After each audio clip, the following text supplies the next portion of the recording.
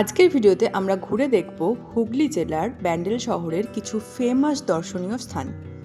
ব্যান্ডেলে অবস্থিত কয়েকটা হাতে গোনা জায়গার নাম আমরা সবাই জানি।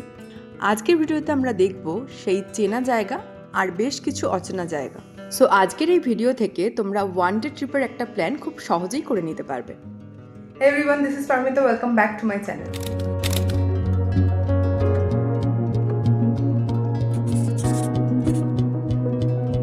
বছরের শুরুতেই সবাইকে জানাই হ্যাপি নিউ ইয়ার। সারা বছর সবার খুব ভালো কাটুক। আজকে আমরা যাব ব্যান্ডেল।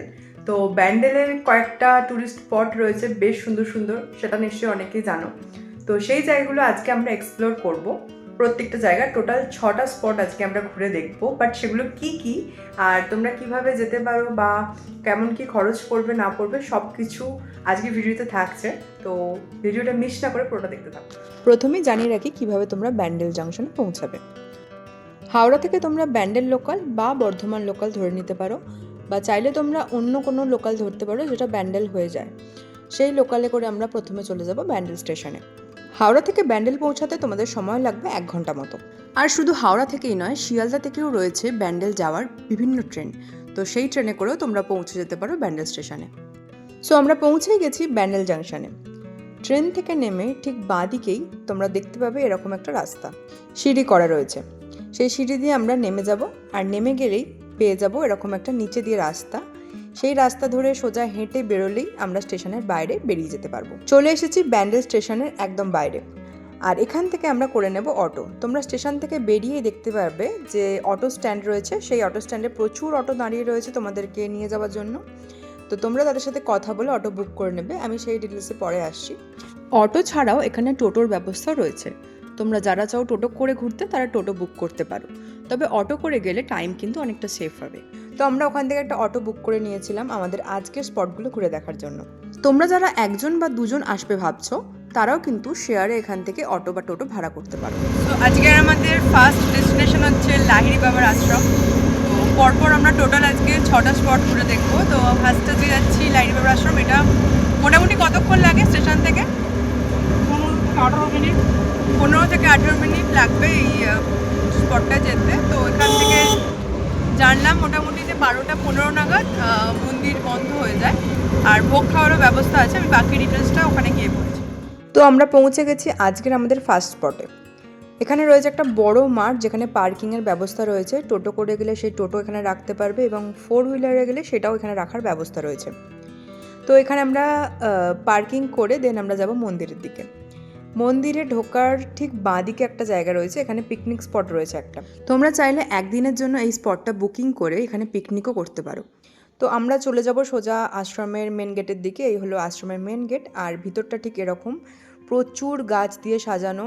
চারিদিকে গোলাপ ফুল থেকে শুরু করে বিভিন্ন রকম ফুল, এখানে রয়েছে রাজহাঁস, সব কিছু তোমরা এখানে দেখতে পারবে। এই মন্দিরে প্রবেশের জন্য কোনো রকম টিকিট লাগে না।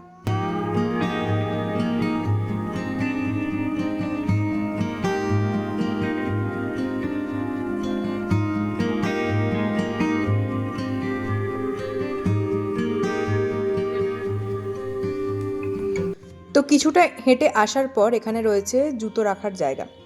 এই যে ডান দিকটা দেখতে পাচ্ছ, এখানটা আমাদের জুতো জমা দিতে হবে। ভিতরে একটা ছোটোখাটো পার্ক টাইপের আছে বাচ্চাদের খেলার জন্য, আর খুব সুন্দর করে চারিদিকটা সাজানো। তো এই সোজা রাস্তাটা ধরে আমরা চলে যাব আশ্রমের দিকে। লাহিড়ী বাবার মেন আশ্রম ছাড়াও এখানে ছোটো ছোটো আরও কয়েকটা মন্দির রয়েছে।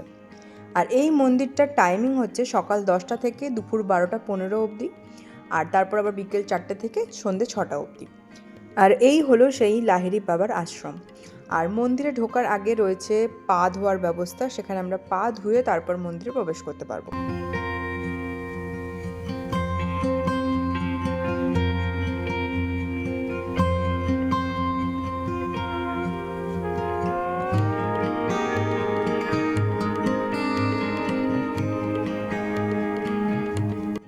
আরেকটা কথা তোমাদের বলে দিই, মন্দিরের ভিতর কিন্তু কোনো রকম ফটোগ্রাফি ভিডিওগ্রাফি অ্যালাউ নয়। তাই মন্দিরের ভিতরের পোর্শনটা আমি তোমাদের দেখাতে পারছি না, আমি বাইরের অংশটা পুরোটা ঘুরে দেখাচ্ছি। মেন মন্দিরে প্রবেশের সময় মেয়েদের বিশেষ করে মাথায় কাপড় বা ওড়না জড়িয়ে প্রবেশ করতে হয়। লাহিড়ী বাবার আশ্রম দেখা কমপ্লিট। এবার এখান থেকে আমরা বেরোবো। অত্যন্ত সুন্দর, খুবই সুন্দর, ভীষণ পরিষ্কার, একদম চকচকে। ভিতরে ফটোগ্রাফি অ্যালাউড না, Allowed আমরা নয়। বাইরে দাঁড়িয়ে আছি। বাইরে থেকে হ্যাঁ তাই নিতে এখন পারি, আমরা ছবি নিচ্ছি। বাইরে ছবি তোলা যাবে কিন্তু ভিতরে অ্যালাউ এই মন্দিরে ভোগ খাওয়ার ব্যবস্থা রয়েছে। তোমরা যদি কেউ ভোগ খেতে চাও তাহলে তোমাদেরকে কালেক্ট করতে হবে কুপন। লাহিড়ী বাবার আশ্রম থেকে বেরিয়ে এবার আমরা যাব নেক্সট স্পটে। এখন চলে এসেছি গায়ত্রী দেবীর আশ্রমে, যেটা লাহিড়ী বাবার আশ্রম থেকে 1.5 কিলোমিটার মতো দূর। তো এটা আমাদের আজকে সেকেন্ড ডেস্টিনেশন, আর এখানে আসতে মোটামুটি 5 থেকে 7 মিনিট লাগলো। গ্রাম্য একটা পুরো পরিবেশ তোমরা পাবে এই জায়গাটায় এলে। তো মনে হয় এই আশ্রমটা বন্ধ আছে এখন। তো এবার যাব সামনের দিকে, দেখি কি আছে। গায়ত্রী মন্দিরের পাশাপাশি এখানে রয়েছে শিব, কালী, বিষ্ণু, বুদ্ধ প্রভৃতি দেবদেবীর মূর্তি। এখানে একটি স্ট্যাচু রয়েছে যেটি গায়ত্রী পরিবার নামে নামকরণ করা রয়েছে। এখানেও ভোগ খাওয়ানোর ব্যবস্থা রয়েছে, তোমরা চাইলে এখান থেকেও ভোগ গ্রহণ করতে পারো। এই হলো মেন মন্দির, কিন্তু যেটা দুপুরবেলা এখন বন্ধ রয়েছে। এই গায়ত্রী মন্দিরটা সকাল 6টা থেকে দুপুর 1টা অবধি খোলা থাকে, আর বিকালবেলা 4টে থেকে রাত 8টা অবধি খোলা থাকে। একটু এগিয়ে এলেই এখানে রয়েছে একটি শিব মন্দির, যেখানে 12টি শিব জ্যোতির্লিঙ্গ বসানো রয়েছে। প্রতিটি জ্যোতির্লিঙ্গের নামকরণ করা রয়েছে, তার সাথে এখানে রয়েছে জল ঢালারও ব্যবস্থা।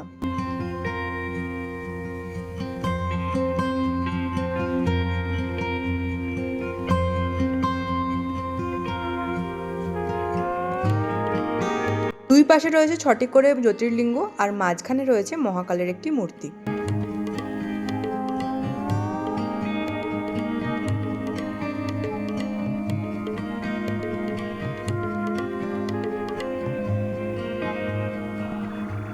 এই মন্দির থেকে একটু এগিয়ে গিয়ে আরেকটি ছোট মন্দির রয়েছে, যেখানেও বেশ কিছু দেবদেবীর মূর্তি রাখা রয়েছে। তো গায়ত্রী দেবীর মন্দির ঘুরে আমরা বেরিয়ে পড়েছি আমাদের 3 নম্বর স্পটের জন্য। বেশ কিছুটা পথ অতিক্রম করে আমরা চলে এসেছি এখন শরৎচন্দ্র চট্টোপাধ্যায়ের বাল্যকাল যেই বাড়িতে কাটিয়েছিলেন সেই বাড়িতে, অর্থাৎ তার বাবার বাড়িতে।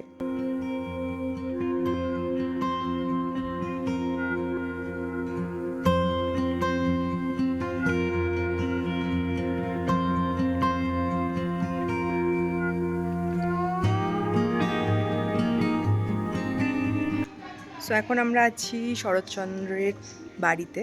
এখানে বাড়ি আছে আর লাইব্রেরিও রয়েছে। বাড়িটি থেকে 1 মিনিটের ডিস্টেন্সেই রয়েছে শরৎচন্দ্রের লাইব্রেরি অর্থাৎ পাঠাগার। এই পাঠাগারের ভিতরেও ভিডিওগ্রাফি বা ফটোগ্রাফি কিন্তু অ্যালাউ নয়, তাই তোমাদের আমি ভিতরটা ঘুরিয়ে দেখাতে পারলাম না, বাট বাইরেটা আমি তোমাদের দেখিয়ে দিলাম। সো আজকের আমাদের 3টে স্পট কিন্তু ঘোরা কমপ্লিট, আর বাকি রয়েছে মাত্র 3টে স্পট। এবার আমরা যাচ্ছি আমাদের নেক্সট স্পট, যেটা হচ্ছে একটা ব্যান্ডেলের মেন স্পট বলতে পারি। এখন আমরা যাচ্ছি হংসেশ্বরী মায়ের মন্দিরে, যেটা অবস্থিত হুগলি জেলার বাঁশবেড়িয়ায়। মন্দিরে আসার সময় ঠিক সামনেই চোখে পড়বে রাজবাড়ির গেট, আর তার সামনে রয়েছে কিছু ছোট ছোট ডালার দোকান, যেখান থেকে তোমরা ডালা কিনে মন্দিরে পুজো দিতে পারো। তো মন্দিরে ঢোকার আগে বাঁ দিকেই রয়েছে জুতো রাখার জায়গা। জুতো রাখার পাশাপাশি এখানে বাইক আর সাইকেল রাখার ব্যবস্থাও রয়েছে। এখন আমরা জেনে নেব এই মন্দিরটির কিছু ইতিহাস। 1799 সালে রাজা নৃসিংহদেব এই মন্দিরটি তৈরি কাজ শুরু করেন এবং তার বিধবা স্ত্রী রানী শঙ্করী দেবী এই মন্দিরটির কাজ সম্পন্ন করেন। মন্দিরটিতে রয়েছে 13টি পদ্মকলি মিনার। এটি একটি সম্পূর্ণ আলাদা রকম আর্কিটেকচারে তৈরি করা হয়েছে, যেটা আমাদের আশেপাশে খুব একটা সচরাচর দেখা যায় না। এই মন্দিরের ভিতরে রয়েছে মা কালীর একটি মূর্তি। মা কালীর এই রূপটির নামই হংসেশ্বরী। এই মন্দিরের টাইমিং হলো সকাল 9টা থেকে 11টা আর বিকেল 5টা থেকে সন্ধ্যে 7টা অবধি। এই মন্দিরেও রয়েছে ভোগ খাওয়ার ব্যবস্থা। হংসেশ্বরী মন্দিরের ঠিক পাশেই রয়েছে টেরাকোটার কাজ করা অনন্ত বাসুদেব মন্দির। তবে এই টেরাকোটার মন্দিরটি এখন পুরোটাই ঘেরা রয়েছে, এই মন্দিরে এখন উঠতে দেওয়া হয় না। দুটি পাশাপাশি মন্দির, কিন্তু গড়ে উঠেছে সম্পূর্ণ ভিন্ন দুটি আর্কিটেকচারে। এটা একমাত্র এই ব্যান্ডেলে এসে দেখাই সম্ভব। এরপর চলেছি আমাদের আজকের 5th ডেস্টিনেশন, যেটা হলো ব্যান্ডেলের মূল আকর্ষণ অর্থাৎ ব্যান্ডেল চার্চ। এই ব্যান্ডেল চার্চের আসল নাম হলো ব্যাসিলিকা অফ দ্য হোলি রোজারি, যেটা পশ্চিমবঙ্গের একটা অন্যতম খ্রিস্টান চার্চ। 1599 সালে পর্তুগিজরা এই চার্চটি নির্মাণ করেন। তবে 1632 খ্রিস্টাব্দে মুঘল বাহিনীর আঘাতে এই চার্চের অনেক অংশই কিন্তু ধ্বংসস্তূপে পরিণত হয়। এরপর 1660 সালে গোমেজ দে সোটো এই চার্চটি পুনরায় প্রতিষ্ঠা করেন। রিয়ালি চলে এসেছি দুটো মেন অ্যাট্রাকশনের মধ্যে একটা বলা যেতে পারে ব্যান্ডেল চার্চ। হংসেশ্বরী টেম্পল ঘুরে এলাম, ভীষণ সুন্দর লেগেছে আমাদের, ভীষণ ভালো লেগেছে একদম। তো এবার ঘুরে দেখবো এই জায়গাটা কেমন লাগে। অবশ্যই ভালো লাগবে এটুকু জানি, তো চলো দেখা যাক। এই চার্চটি খোলা থাকে এভরিডে সকাল 8টা থেকে বিকেল 5টা অবধি। আর এই চার্চে প্রবেশের জন্য কিন্তু কোনো রকম প্রবেশ মূল্য লাগে না। আমরা যেহেতু গিয়েছিলাম জানুয়ারি মাসের একদম ফার্স্ট উইকে, তো সেই সময় কিন্তু চার্চটা আরও সুন্দরভাবে সাজানো হয়েছিল ক্রিসমাসের জন্য। আর এই চার্চের বাইরে রয়েছে সেই জাহাজের মাস্তুলটি, যেটার ইতিহাস আমরা মোটামুটি সকলেই জানি। এক জাহাজের ক্যাপ্টেন সমুদ্রের এক ভয়াবহ ঝড়ের সম্মুখীন হয়ে মাতা মেরিকে প্রতিশ্রুতি দেন যে ঝড়ের কারণে তিনি যেখানে গিয়ে পৌঁছাবেন সেই জায়গায় অবস্থিত চার্চে তার জাহাজের মাস্তুলটি তিনি দান করবেন। সেই কথা মতোই এইখানে রয়েছে সেই জাহাজের মাস্তুলটি।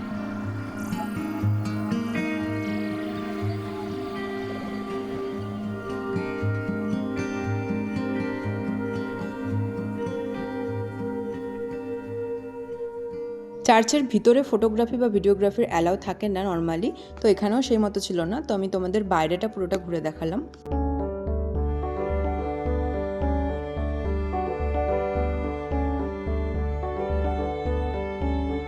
ব্যান্ডেল চার্চের মেন গেটের ঠিক অপোজিটেই রয়েছে রেস্টুরেন্টগুলো, আর এখান থেকে আজকে আমাদের লাঞ্চটা আমরা করে নেব।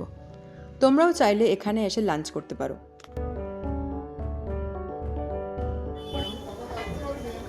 খুব গরম, ভালো টেস্ট, এসে তোমরা এখানে ট্রাই করতে পারো। কিছু শোনা যাচ্ছে কি জানি না। দেখে নাও তোমরা কচুরি উইথ ঘুগনি ভালো করে।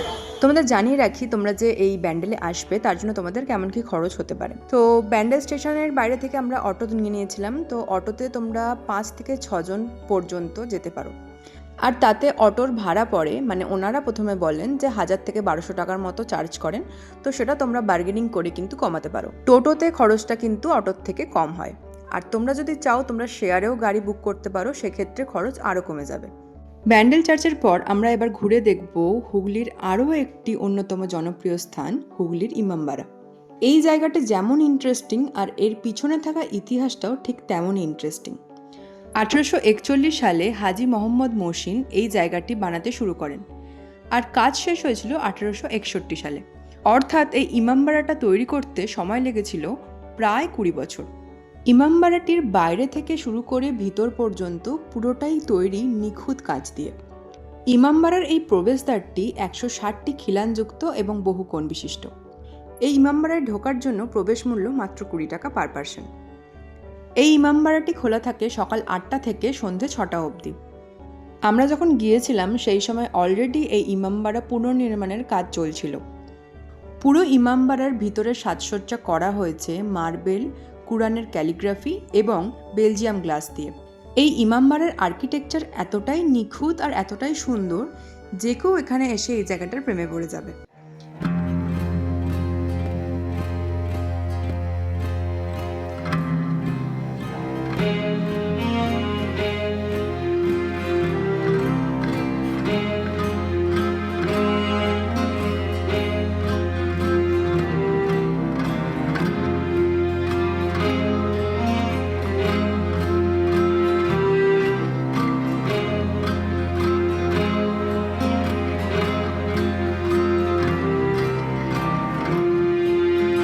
চলো এবার আমরা ঘুরে দেখব এই জায়গাটার মেন আকর্ষণ ক্লক টাওয়ার।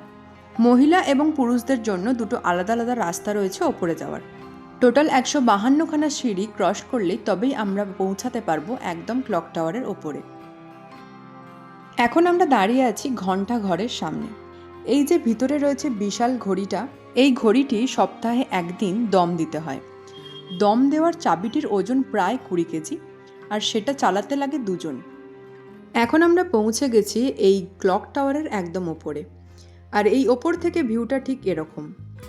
হুগলি শহরটিকে দেখার জন্য এটা একটা প্রপার জায়গা, আর তার সাথে হুগলি নদীকে দেখার জন্য।